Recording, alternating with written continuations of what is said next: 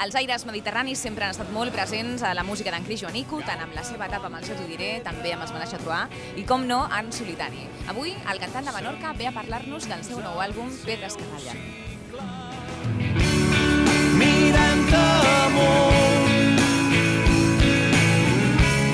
s'estaranyides. És el primer disc amb cançons noves d'en Cris Joanico després de més de 4 anys, que significa un gir a la teva manera de fer música. Suposo que és un canvi que necessitaves, oi? Feia, com deies tu, gairebé una mica més de 4 anys de que no presentava un disc en temes nous, i sí, tenia ganes ja de tornar una mica a la línia musical que em va donar a conèixer ja fa uns anys amb el Ja t'ho, i que també darrerament havia fet. De fet, no l'havia abandonada del tot, però sí que poder ja tocava presentar noves cançons, i de fet ja dic, dins la línia que a mi poder més m'agrada.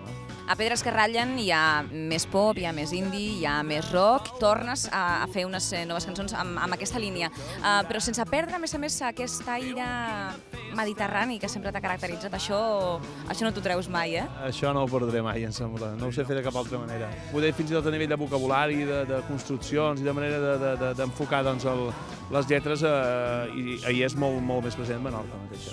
Què diu la gent? Com han estat les crítiques, la rebuda per part de la gent? El que m'està arribant de la gent és que probablement és el disc més Cris Joanico que s'han trobat en els últims anys, i d'alguna manera jo crec que és el que també n'estic més satisfet i més content, perquè l'he fet sense cap tipus de pressió ni cap tipus de reivindicació a fer. Juntament amb els músics, amb els Massa Benigalla, hem estat uns 10 mesos treballant aquestes cançons, primer en directe, després les hem enregistrades i ha sortit el disc. És un disc molt fet, amb una clara vocació de que soni molt contundent i molt directe, i a més penso que ha fet a Menorca, i fet des de Menorca i amb l'entorn de Menorca una mica com a fil conductor de lo que és tot el disc.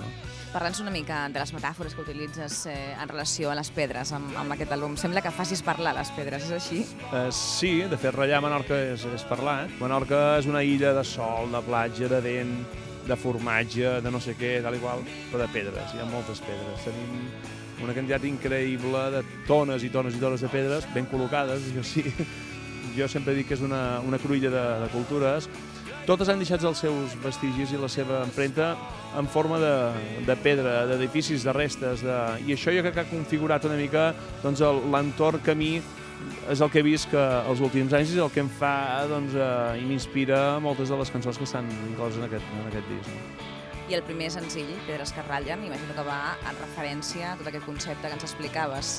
És una espècie d'enamorament entre el que és Ciutadella, que és la localitat, la població on jo he nascut i visc, i jo. I és un passeig a la nit, a les 2 de la matinada, quan no hi ha ningú, quan hi ha un raig de lluna entre dos taulats, de tornar una mica enrere, però que t'encanta i no la canviaries per res, no?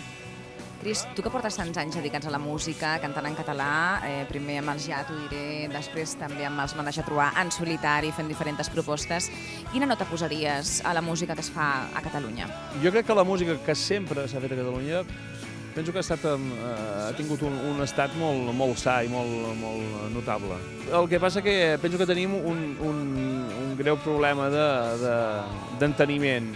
En anglès diríem My Love i queda fantàstic, i diguem aquí Amor meu i queda cursi, i en el fons vol dir el mateix. Moltes gràcies per aquesta estona aquí arran de platja, que vagi molt bé aquest nou àlbum Pedres que ratllen, també la gira, i estarem veient en directe per les localitats catalanes aquest estiu. Molt bé, merci per obrir la càmera, el micro, i per portar-me a un lloc tan fantàstic com és el mar.